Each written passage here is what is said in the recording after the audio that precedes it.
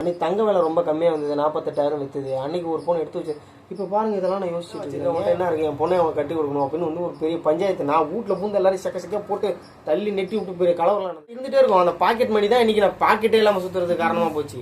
அது அப்படி நடக்கவே இல்லை. எங்க கல்யாணத்துல நாங்க 2 பேரே தான் இருந்தோம். அதுவும் பொண்ணு அதில் இயற்கை படைக்குது. அந்த இயற்கை படைச்சது யாரு? தன்னால எதுவும் உருவாவதில்ல. ஸோ யாரோ ஒரு கேட்டு இருக்காங்க. ரொம்ப நாள் வரைக்கும் நான் ஆர்வமா இருந்தேன். எங்க சிவா குப்பரையே அடிக்கல. 6வது மாசம் பாருங்க, காலையிலே ஸ்கூலுக்கு கிளம்பிட்டான். நம்ம ஒரு வீட்லயே இவ்வளவு குப்பை அள்ளி வச்சிட்டா. அப்ப பாருங்க, யோசிச்சு நம்ம மொத்தமா எவ்வளவு பிளாஸ்டிக் நம்ம போட்டுட்டு இருக்கோம். சே, டெய்லியும் என்ன இப்படிதான் வருதுன்னு இல்ல கர்மம். எப்படியாவது இவன் ஒரு சைடு எழுதுறாங்கிற பேர்ல நோட்டு பேப்பர் புக்கு பேப்பரை கிழிச்சு போறான். கொண்டு விட்டு வரணுங்க. நீ அம்மாவாசை இல்லை, அதனால எல்லாம் வீடு கிட்டலாம் நீட்டாக கொஞ்சம் க்ளீன் பண்ணிட்டு எல்லாத்தையும் இந்த ரூம் மட்டும் மெயினாக க்ளீன் பண்ணுவேன். அங்காண்டெல்லாம் க்ளீன் பண்ண முடியாது. இப்போதைக்கு பாப்பா கொஞ்சம் கத்திட்டு கிடக்குறா. அவளை ரிலாக்ஸ் பண்ணிவிட்டு இவனை கொண்டு ஸ்கூலில் விட்டு வந்துட்டு வீட்டில் க்ளீன் பண்ணோம். க்ளீன் பண்ணிவிட்டு அதுக்கப்புறமா கோயிலுக்கு போகலான்ட்டு எதுக்குறேன். ஸ்கூலில் தாங்க எலியெல்லாம் இருந்துச்சு, அதான் தூக்கிட்டு வந்து எல்லாத்தையும் வெளியில் போட்டு வச்சுட்டேன். போதுங்க, ஏங்க வாங்க. போகிறப்ப தான் இவங்க வந்து அவருக்கு எல்லாம் பண்ணி விடுவாங்க. வேற வெங்காயம் நின்றுச்சுன்னாங்க, அதை வாங்கலான்னு வரேன். அதுக்குள்ள இங்கே வந்து சேர்றதே ஒரு பெரிய விஷயமா இருக்கு. செம்ம டிராஃபிக்கா இருக்கு. இவெல்லாம் குப்பரை அடிப்பான் ரொம்ப நாள் வரைக்கும் நான் ஆர்வமா இருந்தேன். எங்க சிவா குப்பரையே அடிக்கல. 6வது மாசம் ஒரே ஒரு நாள் அடிச்சான். அப்புறம் எந்திரிச்சு உட்காந்துக்கிட்டான். ஆமா, சிவன்யா மட்டும் 3 டைம் அடிச்சிருக்காங்க. ஒரு வழியா வந்து முடிச்சிட்டா. இப்போ குப்பரை அடிக்குது இந்த பாயை நக்கிறதுக்கு தாங்க. நாங்க சும்மாவே இருக்க மாட்டோம் வாயை வச்சுட்டு. நான் சாப்பிட்ருக்கேன். மாங்காய் சாதம் கிண்டி வச்சிருக்காங்க மேடம். நேற்று ஒரு மாங்காய் நேற்று ஒரே ஒரு மாங்காய் கொலையில் இருந்தது. அதை பிச்சை எடுத்துட்டு வந்தாங்க. மாங்காய் சாதம் ரெடி பண்ணிருக்கா. ஜாமானை ஃபுல்லாக வேற பொறுக்கி வெளில போட்டு வச்சிருக்காங்க. கழுவி ஊற்றிட்டு இருக்கா. தூக்கமா வச்சுக்கலாம். அப்புறம் இன்னைக்கு எது ஸ்பெஷலாக எது வேணாமா உனக்கு? மீன் 2 நாளாவே மீன் கேட்டாங்க. பாப்பாவுக்கு பாலூரில் அது மீன் சாப்பிட்ணும் அது இதுன்னு சொல்லிட்டு இருந்தா. நான் இன்னைக்கு அமாவாசை, இன்னைக்கு நேற்று வேற சிவராத்திரி. இன்னைக்கு நம்ம சாப்பிட வேணான்னு எனக்கு ஒரு இது தோணுது. நான் இதுவரையும் இந்த சாங்கியெல்லாம் பார்த்தது இல்லைங்க. வெள்ளி செவ்வாய் எதுவுமே பார்க்க மாட்டேன். சாமி இருக்கு இல்லைன்னு சொல்ல மாட்டேன். நான் ஒரு பாட்டுக்கு ஒரு பேசுவேன். எல்லாத்துக்குமே ரொம்ப லேட்டாக இருக்கு. எல்லாத்தையுமே புரிஞ்சுட்டு வர்றதுக்கு ஏமா வெயில் அடிக்கிறேன். ஓ, ஏசி கொடுப்பேன். ஏசி வாங்கி வச்சுட்டாலும் வாங்கி வைக்க முடியாதா? ஏசிலாம் தேவையில்ல. அதெல்லாம் எதுக்கு நோய் தான் வரும். செயற்கையான உருவாது. நான் வந்து கோயிலுக்கு போனேங்க. நேற்று கோயிலுக்கு போனேன். எனக்கு ஞானோதயம் வந்துருச்சு. அதனால் அங்கே காலையிலே வாக்குவாதம் எனக்கும் ஒரு அண்ணனுக்கும், தெரிஞ்ச அண்ணனுக்கும். அவர் என்ன சொன்னார், கடவுள்லாம் இல்லை, சயின்ஸை தான் உண்மைன்னாரு. நான் கேட்ட கேள்விக்கு அவரால் பதில் சொல்ல முடியல. அவர் வந்து நல்லா படிச்சிருக்காப்புல. நான் கேட்ட கேள்வி முதல்ல சரியான எனக்கே ஒரு சந்தேகம் வந்துச்சு. என்ன கேட்டேன்னா, எல்லாமே ஒரு பெரிய ஒரு புள்ளியிலேருந்து தொடங்குச்சு இந்த பிக் பேங்குன்னு சொல்லி எல்லாம் கதையெல்லாம் சொன்னார். ஒரு 1/4 மணி நேரம் எல்லாம் சொல்லி முடிச்சுட்டு அந்த பிக் பேங் எங்கேருந்து வந்தது நான் கேள்வி கேட்டேன். தெரியல, அது சயின்டிஸ்ட்னு கண்டுபிடிக்கலன்னாரு. இப்போ கண்டுபிடிக்காமல் எப்படி இந்த உலகம் அதுலேருந்து தான் வந்தது நீங்கள் கன்ஃபார்ம் பண்ணீங்க அப்படிங்கிறதுக்கு பதில் தெரில. அப்புறம் நான் ஒத்துக்கிறேன்னா நான் முட்டா தமிழ் கேட்குறேன் விட்டுணுன்னு சொல்லி வாங்க நைட்டு கோயிலுக்கு போனேன். அப்புறம் யோசிச்சு பார்த்தேன், எல்லா பொருளையும் படைச்சதுக்கு ஏதோ ஒரு கண்டிப்பாக ஒரு ஆள் இருக்கணும். இந்த செல்லாக இருக்கலாம், இந்த இதாக இருந்தாலும் எல்லாமே இயற்கை படைக்குது. அந்த இயற்கை படைச்சது யார்? தன்னால் எதுவும் உருவாவதில்ல. ஸோ யாரோ ஒரு கிரியேட்டர் இருக்காங்க அப்படிங்கிறத புரிஞ்சுக்கிட்டேன். அந்த கிரியேட்டர் யாருன்னா என்ன பொறுத்தளவுக்கு நான் சிவனை வச்சுட்டேன். பொதுவாக கடவுள் இருக்காரு அப்படின்னு சொல்லிட்டு நான் சிவன் மேலே கான்சன்ட்ரேஷன் கொண்டு போய்ட்டு கோயிலுக்கு போனேன். அதனால் காலையில் சரி இதுக்கு மேலே ஒழுங்காக இருப்போம், இதெல்லாம் வந்து கொஞ்சம் பின்பற்றுவோம் ஆன்மீகத்தை அப்படின்னு சொல்லி ஒரு முடிவில் நான் இறங்கிட்டேன். நீ ஏன் அப்படி பார்க்குறேன்? பேசிக்கலி நான் ஒரு அறிவாளிங்க. இருந்தாலும் அப்பப்போ என் மூளை வேலை செய்யாது. அதனால் நான் இந்த மாதிரி கண்டென்ட்லாம் வீடியோ போடுறத விட்டுறது. ஆக மொத்தம் ஒன்றும் இல்லை. காலைல மாங்காய் சாதம் கிண்டி வச்சு தான் நான் சாப்பிட்டுட்டேன். மேடமுக்கு என்ன பண்ண போகிறான்னு தெரியல. நிற்கிறா, ஏன்னா அந்தளவுக்கு வேலை இருக்குது. நானும் ஜாமானை ஃபுல்லாக பொறுக்கி வெளியில் போட்டு வச்சுருக்கேன். அதெல்லாம் எடுத்து அப்புறம் கொஞ்சமாக எடுத்து வச்சாதாங்க சரி வரும். வீட்டில் இடமே இல்லை. எதுக்கு தான் அவங்க அம்மாட்ட ஜாமான் வாங்கினான்னு தெரியல. கேட்டால் சில்வர் குண்டாலத்தையும் வாங்கி வச்சுட்டு என் பொண்ணுக்கு கொடுக்க போகிறாங்கிறா. கட்டி வைக்கும்போது எல்லாத்தையும் தூக்கி மூளையில் போட்டு வச்சுருக்கிறா. ஜாமா ரொம்ப அதிகமாலாம் இல்லைங்க. அதே இடம் இல்லை, அதுக்கே ஆள்ற அளவுக்கு ஒரு குடும்பத்துக்கு தேவையான அளவு தான் வச்சிருக்கோம். அதுவே எவ்வளோ ஜாமா இல்லை, 1 2 என்ன தட்டு கிண்ணம் கிடக்குங்க குட்டி குட்டியா, அதை போய் ஜாமாங்கிறாரு. அதுக்கும் இடம் இல்லைங்க உள்ள வச்சா. கடுப்பாக இருக்குது. ஆனால் நிறைய பேர் நம்ம சேனல் எப்படி யூடியூபர்ஸ் அப்படின்னு பார்ப்பீங்கன்னு நினைக்கிறேன். அவங்க எல்லாருக்கும் ஒரு சேஃப்டிக்காக ஒரு விஷயம் சொல்லிக்கிறேன். நீங்கள் வீடியோ அப்லோட் பண்ணும்போது இந்த சர்டிஃபிகேட்டு, இந்த பணத்தை ஏதோ ரொம்ப க்ளோஸ்அப்பில் காட்டுறது, ஏதாவது பர்சனல் டீட்டெயில்ஸ் இருக்கிற மாதிரி காட்டுறது, அடுத்தவன் வீடியோ ஸ்க்ரீன்ஷாட் எடுத்து வச்சு காட்டுறதெல்லாம் பண்ணாதீங்க. ஏன்னா காப்பிரைட் ஸ்ட்ரைக் கொடுத்துருவாங்க. எனக்கு இதுவரை 2 வாட்டி காப்பிரைட் ஸ்ட்ரைக் வாங்கிட்டேன். அதனால் எனக்கு என்ன பிரச்சனை வந்துடும் பார்த்தீங்கன்னா, என் சேனல் வந்து லட்சத்தில் தான் வியூஸ் போயிட்டு இருந்தது. அதான் ஷார்ட்ஸ் சொல்கிறேன் இப்போ கொஞ்ச நாளாக. அது அப்படியே டவுன் ஆயிடுச்சு. ஏன்னா ரெக்கமெண்டை ஃபுல்லாக பையன் குறைச்சி விட்ருவான். அதனால சொல்கிறேன், இன்னொரு வாட்டி வாங்கினா சேனல் டெர்மினேட் ஆகிடும். எனக்கு கொஞ்சம் சேஃபாக இருங்க, அதை சொல்லணும்னு தோணுச்சு நீ சொன்னாங்க. ஏன்னா என்ன மாதிரியே இன்னும் 2-3 பெரிய பெரிய யூடியூப்ஸ்லாம் வாங்கிடுவேன் போல். அந்த போட்டோ நிறைய பேர் கேட்டாங்க அது எப்படி இருக்குன்றது. நல்லா இருக்கு, கம்யூனிட்டி போஸ்ட் போட்டது நல்லா இருக்கு அப்படின்னு சொல்லி அதிக பேர் சொல்லியிருந்தாங்க. உண்மையா எங்களுக்கு அந்த மாதிரி எந்த போஸ்ட் 2 பேரும் மாலை வச்சுக்கிட்டு பண்ண மாதிரி அந்த மாதிரி மேரேஜ் போட்டோ எங்களுக்கு பண்ணணும்னு ஆசை. ஆனா அது அப்படி நடக்கவே இல்லை. எங்க கல்யாணத்துல நாங்க 2 பேரே தான் இருந்தோம். அதுவும் எந்த இதுவும் இல்ல, சிம்பிளா ஒரு தாலி கட்டினாரு. நிறைய பேர் பண்ணிருப்பீங்க. அந்த டைம்ல அந்த மாதிரி எனக்கு ஒரு போட்டோ இருக்கணும்னே ரொம்ப நாள் ஆசை. ஆனா இதுக்கு மேல பண்ண முடியுமா? அந்த மாதிரி மாலை மாத்தி அந்த மாதிரி அதான் ஜிம்மி நிறைவேற்றிட்டான். அது ஒன்னும் ப்ராம்ப்ட் எல்லாம் பெருசா நான் போடலங்க. நாங்க 2 பேரும் இருக்கிற எங்களோட ப்ரொஃபைல் போட்டோ கூட இருக்கு. எங்கள்கிட்ட ஒரு நல்ல போட்டோ கூட அங்க எடுக்கல. ஒரே போட்டோவுக்கு காஸ்டியூமையும் அந்த இதையும் பொசிஷனை மாத்தி தான் போடுவோம். நான் ப்ராம்ப்ட் எல்லாம் போட மாட்டேன். போட்டோ நல்ல போட்டோவை தூக்கி உள்ள போடுவேன். போட்டு make this uploaded images, drawing, painting அந்த மாதிரி சொல்லுவேன். கிப்லி ஆர்ட்டாக மாற்றி கொடுத்துருவோம். அப்புறம் வந்து standing together with traditional sari, lungi, அப்படி வாய்க்கு வந்தாலும் நான் சொல்லுவேன். அதான் ப்ராம்ப்ட் நான் போடுறது.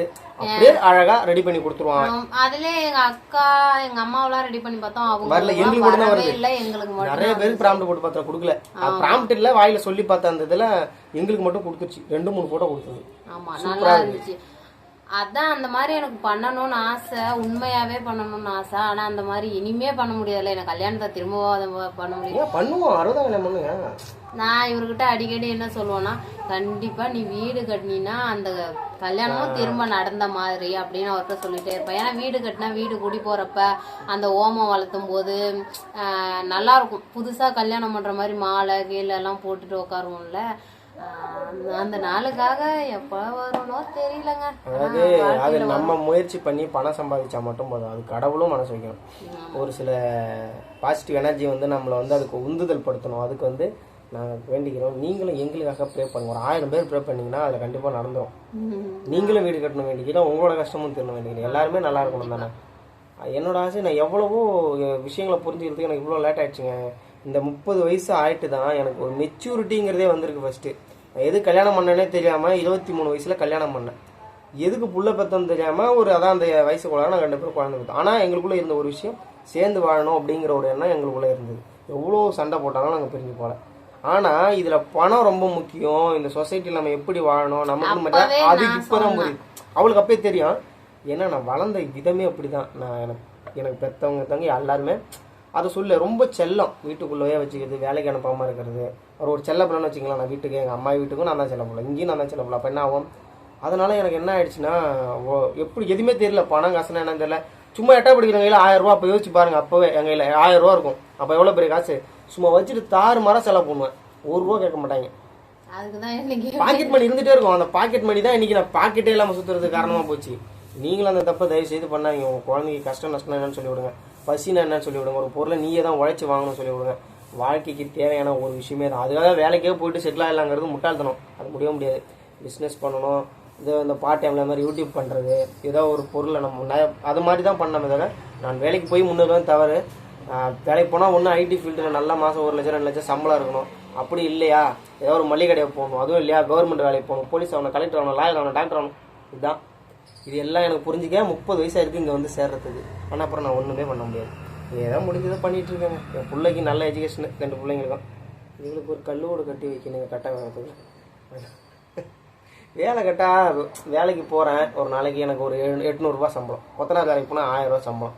அங்கே 100 ரூபா பெட்ரோல், சாப்பாடு அவங்க போட்டுறாங்க. 200 ரூபா பெட்ரோல் எடுத்து வச்சுக்கலாம். காலைல நான் 100 ரூபா போட்டு போனாங்க. வந்து எப்படியும் ஒரு 30-40 கிலோமீட்டர் தான் நான் போவேன்.